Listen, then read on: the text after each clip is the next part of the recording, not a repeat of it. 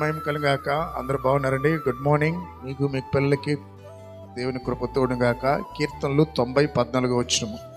ఉదయం నీ కృపతో మమ్మల్ని తృప్తిపరచము, మేము సంతోషించుదము. దావీదు ప్రార్థన చేస్తున్నాడు, దేవా మమ్మల్ని ఉదయాన్నే నీ కృపతో నింపయ్యా, నేను తృప్తిగా జీవిస్తాను.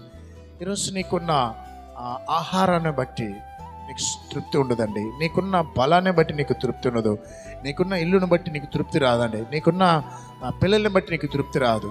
కానీ దేవుని కృప ఎవరైతే నింపబడతారో వారి లోకంలో తృప్తిగా బ్రతుకుతారు. తృప్తి లేకుండా మనం జీవిస్తే నిరాశ, ఆందోళన అన్నీ మనలో ఉంటుంది. అందుకని ఉదయాన్నే ఎవరు లేచి ప్రార్థన చేస్తారో వారికి దేవుని కృప తృప్తిగా దొరుకుతుందండి. ఆ రోజంతా వారు సంతోషంగా ఉంటారు. నా జీవితంలో ఏ దినమైతే ఉదయాన్నే ప్రార్థన చేస్తానో ఆ రోజు నా సేవా జీవితంలో చాలా సంతోషంగా గడిచిపోతుంది. నా అక్కర్లను కూడా ఎట్లా తీరుస్తుందో చేరిపోతూ ఉంటుంది. కనుక మీకు ఏ సమస్య ఉన్నా, ఏ బాధ ఉన్నా, కుటుంబ కలహాలున్నా ఉదయాన్నే 4 గంటలకు లేచి ప్రార్థించండి.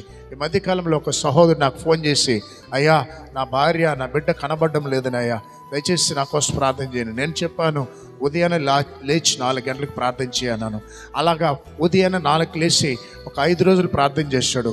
5 రోజుల తర్వాత తన భార్య ఫోన్ చేసింది, అయ్యా నేను పలానా చోటు ఉన్నాను, నేను వస్తానని ఫోన్ చేసింది. ప్రియులారా, ఉదయకాలం ప్రార్థించడం వల్ల అద్భుతాలు జరుగుతుందండి, ఆశ్చర్యకార్యాలు జరుగుతుందండి. మీరు తృప్తిగా బ్రతుకుతారు. కాబట్టి మీ కుటుంబంలో దేవుడి కార్యాలు జరిగేలాగా ప్రార్థన చేద్దాం.